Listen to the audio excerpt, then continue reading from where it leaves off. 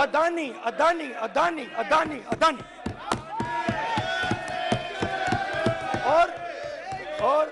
और ये नाम नहीं, और इस नाम के बारे में जब लोग बोलते थे मुझसे तो 2-3 सवाल पूछते थे। ये पूछते थे कि ये जो अदानी जी हैं, ये किसी भी बिजनेस में घुस जाता है, ये सफलता प्राप्त कर जाता है, ये कभी फेल नहीं होता।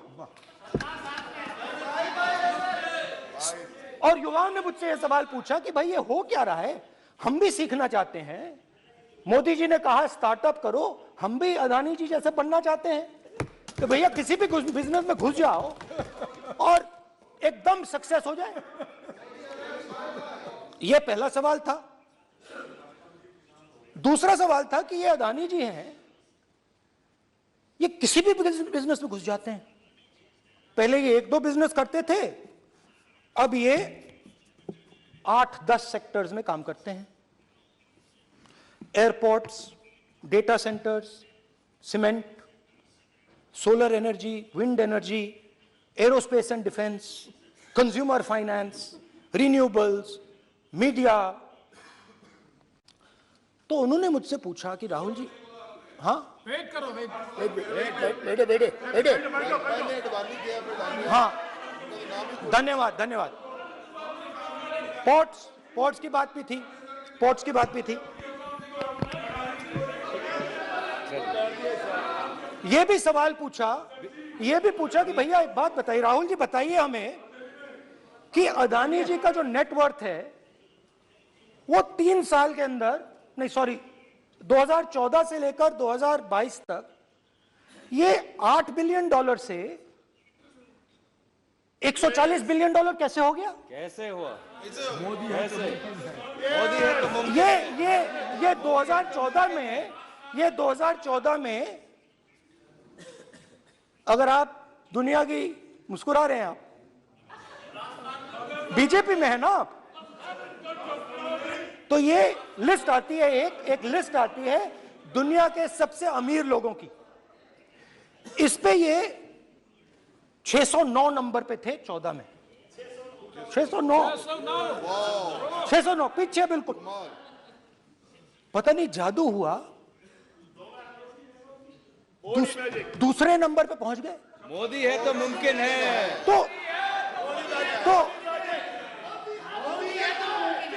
तो मुझसे पूछा यार, बहुत सारे लोगों ने पूछा कि भैया राहुल जी बताइए,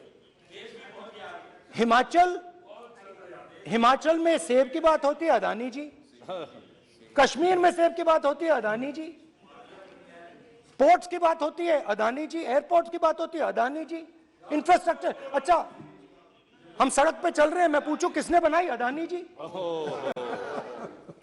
तो लोगों ने यह भी पूछा कि राहुल जी, ये जो अदानी जी जो हैं, इनकी सफलता कैसे हुई? ये इतने बिजनेसेस में कैसे घुस गए?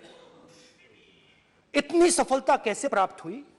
और सबसे जरूरी सवाल, इनका हिंदुस्तान के प्रधानमंत्री के साथ क्या रिश्ता है और कैसा रिश्ता है?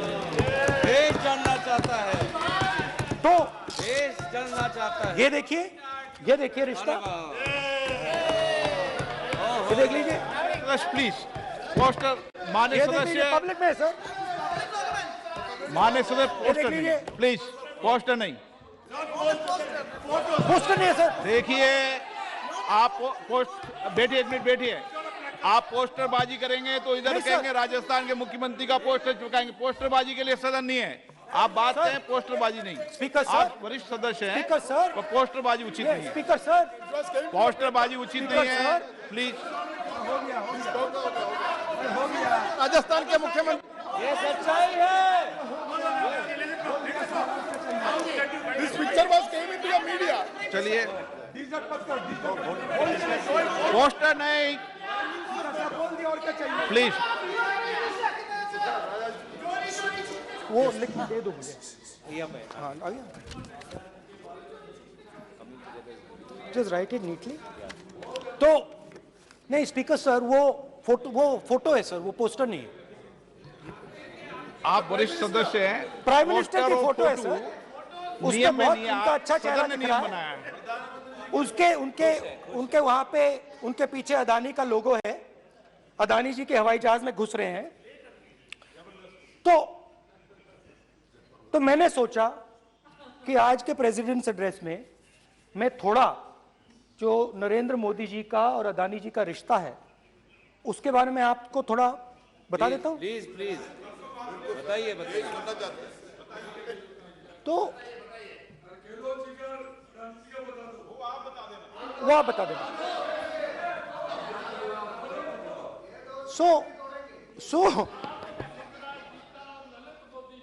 So the relationship begins many years ago when Narendra Modi ji was the Chief Minister of Gujarat. And when most of India's business was asking questions of the Prime Minister, was against the Prime Minister, one man stood shoulder to shoulder with the Prime Minister. He didn't back down.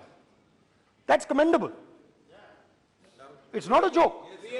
He was loyal to the Prime Minister. And what did he do? He helped Mr. Modi construct the idea of resurgent Gujarat. Right? The idea that you bring these businessmen together, and you call it resurgent Gujarat, vibrant Gujarat, they're both.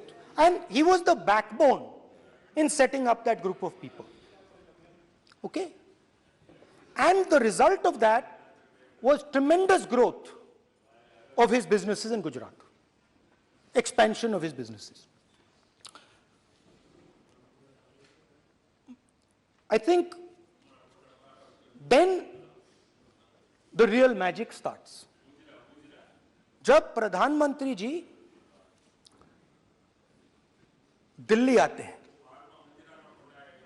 और 2014 में असली जादू शुरू होता है। मैंने कहा कि 2014 में वो 609 नंबर पे थे, कुछ ही सालों में वो दूसरे नंबर पे पहुंच गए। कैसे पहुंचे? मैं आपको, बहुत सारी इंडस्ट्रीज में काम करते हैं, मैं आपको 2-3 इंडस्ट्रीज का उदाहरण दे देता हूं। एयरपोर्ट इंडस्ट्री की बात, एयरपोर्ट्स की बात करते हैं।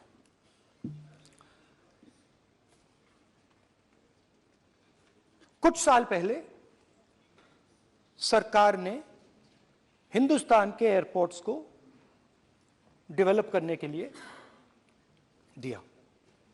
नियम था, there was a rule that anybody who does not have prior experience in airports cannot be involved in development of these airports. नहीं, गलत नहीं बोल रहा हूं।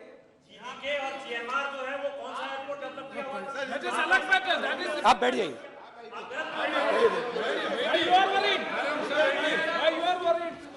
अडानी के डिफेंस में आ गए सर। देखिए, अरे माननीय सदस्य प्लीज मेरी बात सुनो। तो 1 मिनट मेरी बात सुनो।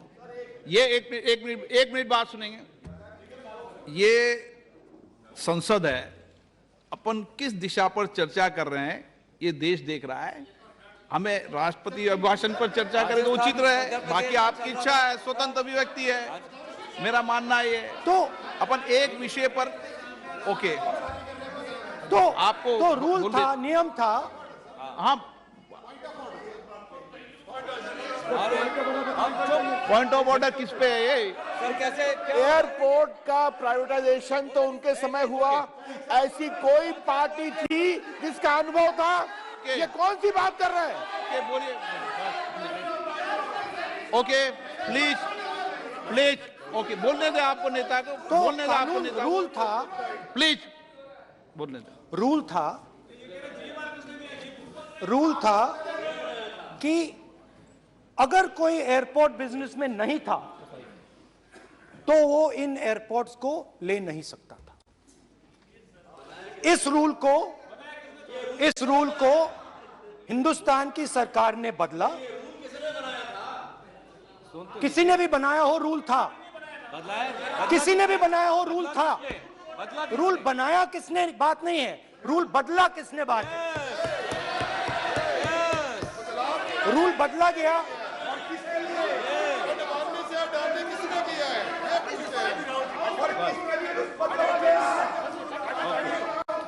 रूल बदला गया।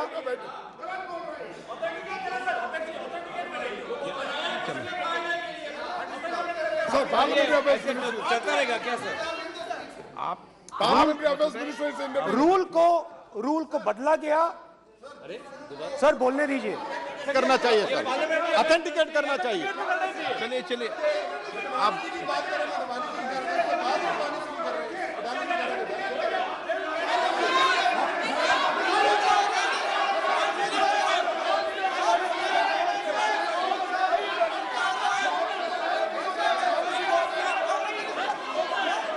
रूल बदला गया सर, स्पीकर सर।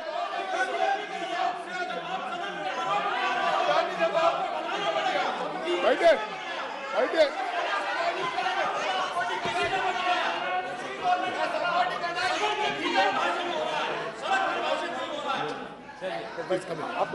तो ये रूल बदला गया। उस समय मीडिया में इसके बारे में चर्चा हुई थी। रूल बदला गया और अदानी जी को 6 एयरपोर्ट्स दिए गए। उसके बाद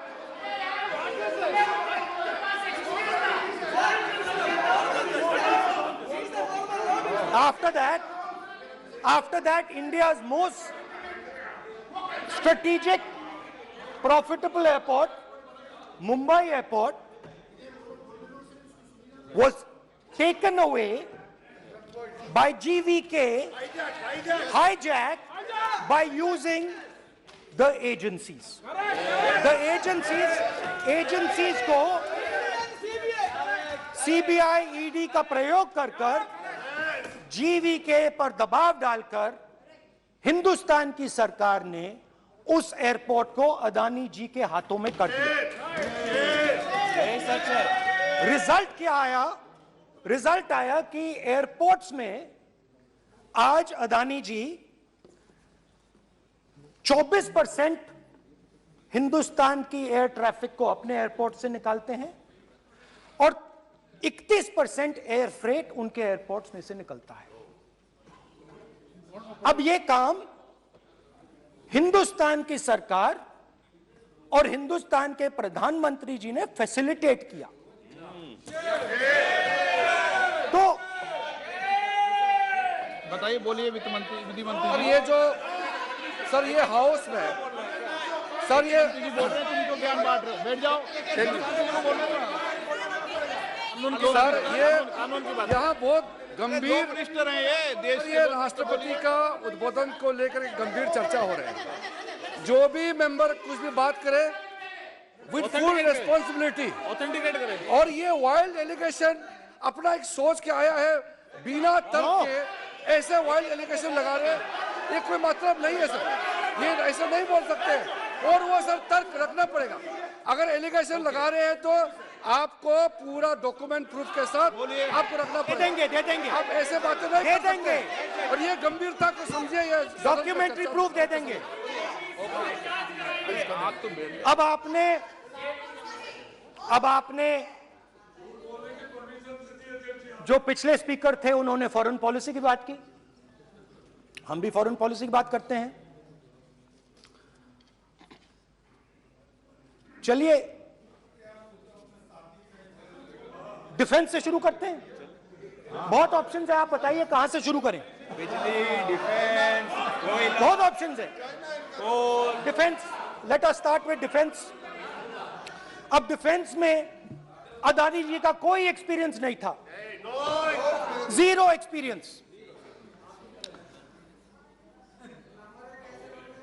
कल मैंने प्रधानमंत्री को HAL में देखा। प्रधानमंत्री जी